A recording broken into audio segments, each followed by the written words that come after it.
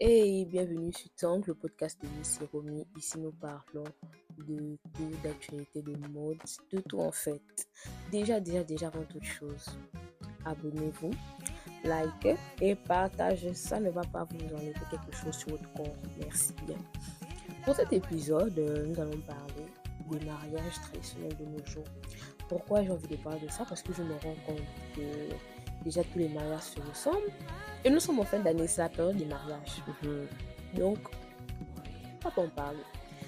Donc, franchement, on va commencer par quoi? Par le fait que les mariages de nos jours, ça devient plus une affaire de match vu qu'une affaire de symbolique. Je m'explique. Je ne sais pas si vous avez remarqué, la plupart des mariages maintenant au Gabon, parce que je suis gabonaise, je sais déjà, finissent maintenant sur YouTube. Donc, ça devient un concours qui aura le plus beau mariage sur YouTube, qui aura le plus de vues et tout et tout. Et par moment, vraiment, il y a des gens qui font des choses, je me demande, est-ce que c'est logique en fait? Certes, c'est ton mariage, tu fais ce que tu veux, mais il y a des choses que quand toi-même tu regardes, tu sens que ça là, c'est pour le match vu. Excusez-moi. Déjà, y compris que tout le monde a la même décoration maintenant. Et comme j'ai dit, ça devient maintenant une affaire de match vu. Qui aura les meilleurs artistes à son mariage? Qui aura la dot la plus élevée? En fait, ça devient pour moi en tout cas du n'importe quoi. Il y a certaines choses qui ne sont pas censées se faire, mais qui se font maintenant parce que c'est la modernité. Comme le fait qu'il y a certaines mariées qui sortent, qui n'ont pas de quoi cacher leur visage, alors que c'est quelque chose de symbolique.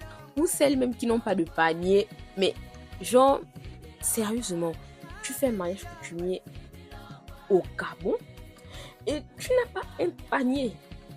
Genre, le panier, est-ce que les gens se rendent compte souvent de la symbolique du panier, de nos traditions? C'est quelque chose de puissant, c'est quelque chose d'important. Et toi, tu pars dans la famille de quelqu'un, tu pars te marier, tu n'as pas ton panier. En tout cas, ma belle, je sais quoi tu comptes. Franchement, il y a quoi, toi? Peut-être que les gens vont se dire que ouais, les choses d'avant comme ça, il faut arrêter, ça ne veut rien dire. Ok, d'accord, il n'y a pas de souci. En tout cas, c'est vous que ça regarde en fait. Ou encore le fait que certains se marient avec des perruques. Oui. Je m'en fous. Fâchez-vous si vous voulez. Mais il faut dire le terme. Les cheveux, c'est quelque chose de spirituel. Tu ne peux pas, parce que le mariage, c'est une institution, c'est quelque chose de très, très spirituel. Parce qu'il y a des gens, avant qu'ils puissent se marier, ils vivent souvent des choses compliquées parce que c'est quelque chose de mystique. Se marier, c'est pas seulement dire oui, je le veux. C'est quelque chose de très mystique. C'est unir deux familles. Et il faut que les deux familles puissent être compatibles. Et si les deux familles ne sont pas compatibles, il faut savoir pourquoi c'est pas compatible. Est-ce qu'on peut faire en sorte que nos familles puissent devenir compatibles? Parce que c'est bien dit au nom de l'amour. On a vu ici, s'il y a des gens qui sont là, qui s'entêtent au nom de l'amour et puis au final, ça, ils divorcent, c'est parce qu'au final, ils n'étaient pas faits pour être ensemble. Ou juste, ils étaient faits pour être ensemble. Il y avait certains trucs qu'il fallait faire avant le mariage ou après le mariage qu'ils n'ont pas eu à faire. Et c'est dommage parce que c'est comme ça que certains couples comment dire ça, se déchirent parce que il n'y a pas eu certaines choses qui devaient être faites qui n'ont pas été faites. Et c'est dommage en fait, c'est dommage. Donc le fait de se marier avec une perruque, revenons à ça, tu ne connais pas les origines des cheveux, d'où ils reviennent, et donc quand les conditions sont venues, tu ne sais pas si on a récupéré ça sur des morts. En fait, tu ne sais pas à quelle vibration ces cheveux vibrent en fait. Et toi, tu poses sur ta tête pour un jour aussi important que le jour de ton mariage. Vous n'êtes pas obligé de faire des cheveux. Non, apparemment, des petites coiffes. Il y a des coiffes naturelles avec les cheveux, que ce soit frisés ou défrisés, qui sont très jolies. Il n'y a pas souvent besoin d'aller chercher des mèches étrangères et les mettre sur vos têtes le jour de votre mariage. Vous ne savez pas l'impact que ça peut avoir. J'en parle comme ça peut peut-être faire rigoler certaines personnes et tout, en se disant que ouais, vous abusez un peu et tout. Franchement, partez regarder les vidéos sur les origines des perruques. sur, bon, pas l'origine des perruques, mais la provenance des cheveux qu'on utilise pour faire les perruques. Vous allez comprendre pourquoi je dis ça. Il y a des cérémonies, selon moi, tu ne peux pas porter les cheveux d'une étrangère. Tout simplement parce que il y a des énergies qui vont se manifester. Et si tes cheveux vibrent à une fréquence basse et que toi-même tu vibres à une fréquence basse, bah, tu auras des répercussions, tu vas attirer des énergies mauvaises. Je suis désolée. C'est peut-être un peu bizarre de le dire comme ça, mais partez en fait vous renseigner sur tout ce qui est vibration, sur tout ce qui est énergie. Vous allez vous rendre compte que ce sont des choses que on néglige beaucoup de nos jours, mais ce sont des choses que nos autres avaient compris qu'il ne faut vraiment pas en fait s'amuser avec. Il ne faut vraiment pas s'amuser avec. Mais bon, je vais dire c'est la modernité. Qu'est-ce qu'on peut encore dire? Les tenues des mariés. Moi, c'est quelque chose qui m'énerve au plus haut. Comment on est en Afrique centrale, plus précisément au Gabon, tu es d'ethnie, on va dire quoi, Vili, et tu pars te marier avec une tenue de l'Afrique de l'Ouest, plus précisément du Nigeria. C'est quoi le problème en fait? Eux là-bas, c'est leur tenue traditionnelle. C'est traditionnel. C'est-à-dire que cette manière de faire a une histoire, repose sur des choses mystiques que vous ne pouvez pas percevoir parce que pour vous, ce sont juste des simples habits. Vous pensez que c'est pour rien qu'elles s'habillent de cette manière. Vous connaissez la signification de leur pays. Vous portez ça parce que vous trouvez ça joli. Je suis désolée. Déjà c'est une tenue de mariage. Déjà, le mariage, c'est quelque chose de spirituel. Je pense que je vais répéter ça plusieurs fois dans cette vidéo, de cet épisode-là. Donc, mais en fait, c'est pour que les gens puissent capter que tu ne peux pas te marier avec, surtout à la coutume, avec une tenue qui n'est pas d'abord ton pays, ta tradition, ta culture, ça ne te représente pas, mais juste parce que c'est beau, c'est hype et tout, tu vas porter. Et qu'on va te dire que, bah, on va essayer de t'expliquer, tu vas te fuir en disant que non, vous êtes toujours comme ça, vous les Africains, finalement, c'est vrai qu'on a dit que c'est l'Afrique qui gagne, mais il faut doser. Il y a des trucs, je me dis, on ne peut pas mélanger certaines choses. Tu ne peux pas te marier avec une tenue d'une princesse Igbo. Tu n'es pas une princesse Igbo, en fait, ma chérie. Tu es une Vili de son jus. Cherche des tenues traditionnelles des mariés Vili et tu les portes et tu mets en valeur ta tradition. Vous ne pouvez pas mettre en valeur la tradition des autres. Eux, ils le font déjà super bien. Vous pensez qu'ils ont vraiment besoin de nous pour continuer à le faire? Surtout concernant les tenues des mariés. En fait, c'est les tenues de mariage, les tenues traditionnelles. Qu'est-ce que vous n'arrivez pas à comprendre? Que vous ne pouvez pas prendre ça et porter juste parce que c'est joli, juste parce que c'est la hype. C'est pas normal en fait. Vous ne savez pas la dimension de ces habits, vous ne connaissez pas la dimension même des bijoux que vous mettez. Parce que même il y a certaines qui poussent le vice, elles mettent des bijoux qui reviennent du Nigeria. Mais en fait, c'est quoi le délire?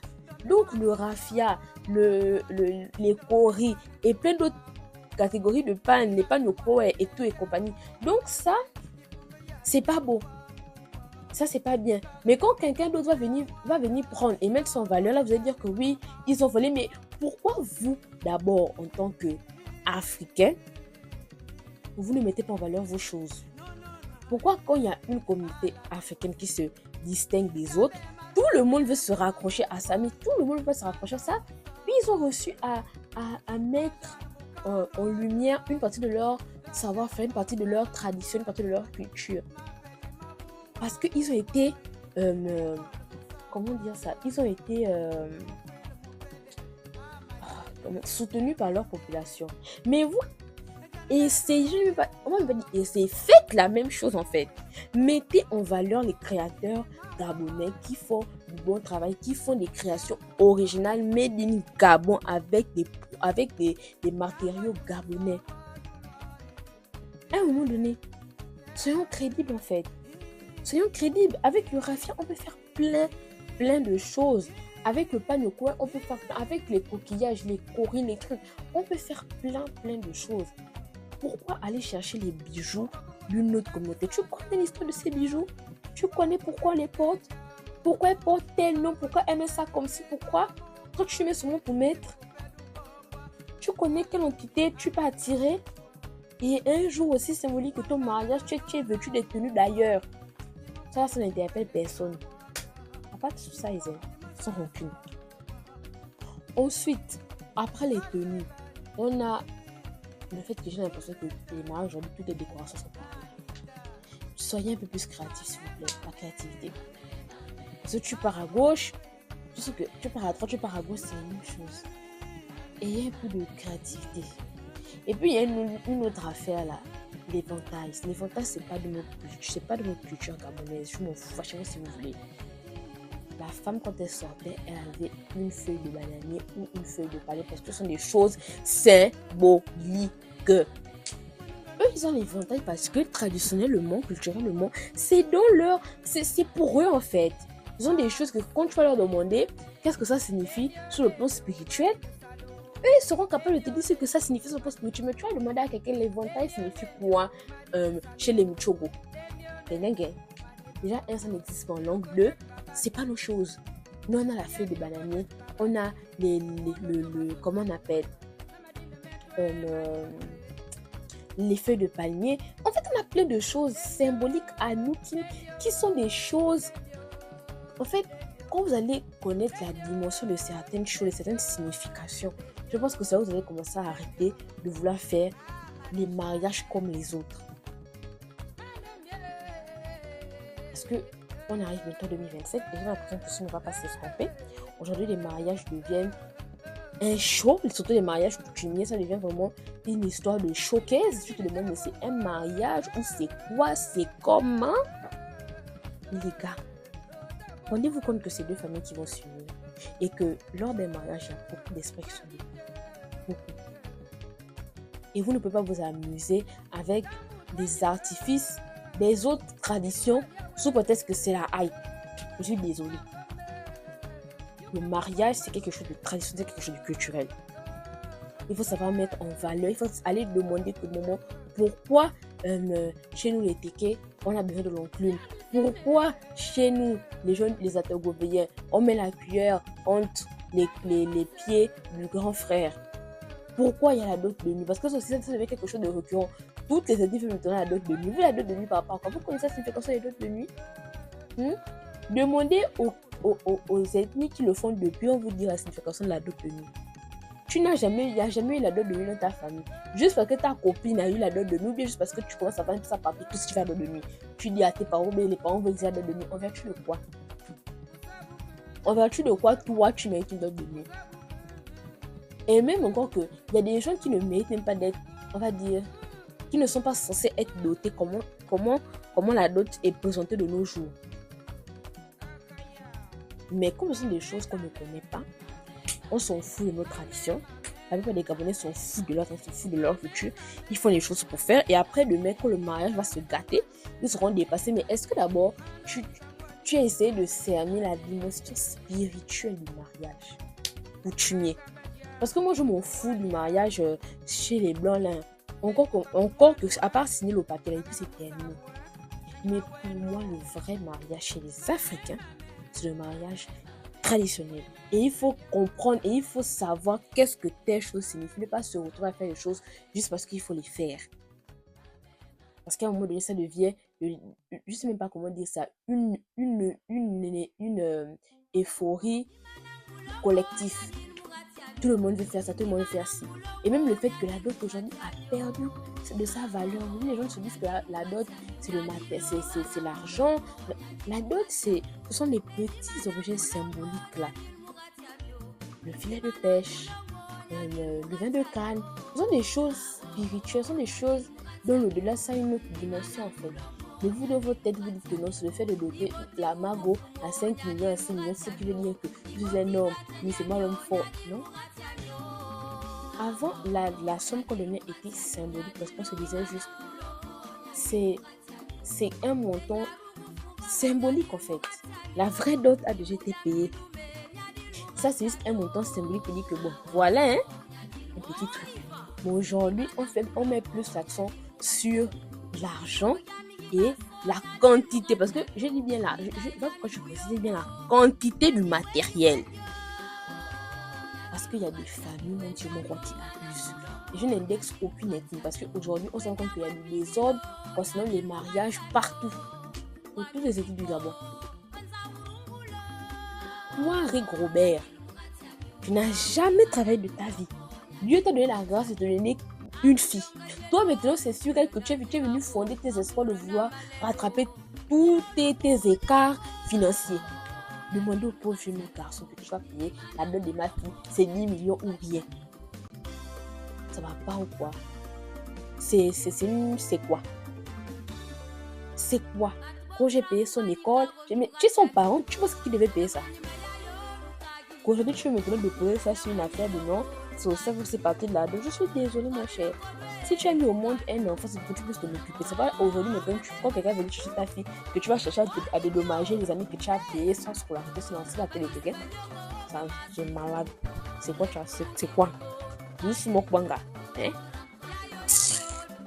En tout cas, franchement, et c'est dommage parce qu'il y a des garçons, des jeunes hommes, même s'ils aiment sa copine, mais quand tu vas commencer à penser à l'argent, à la somme que son père, du moins ce que son beau-père va demander, ça le refroidit. C'est dire que quoi?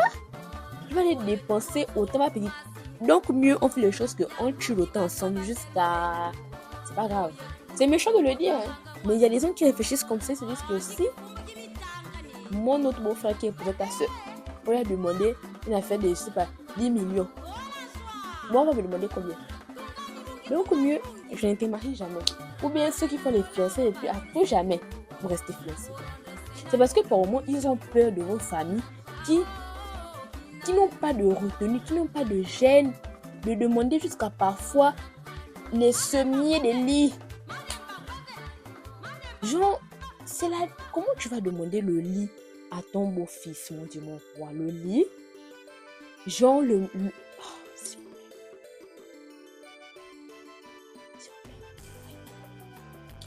non, franchement, il y a encore plein de choses à dire, mais je vais m'arrêter par là.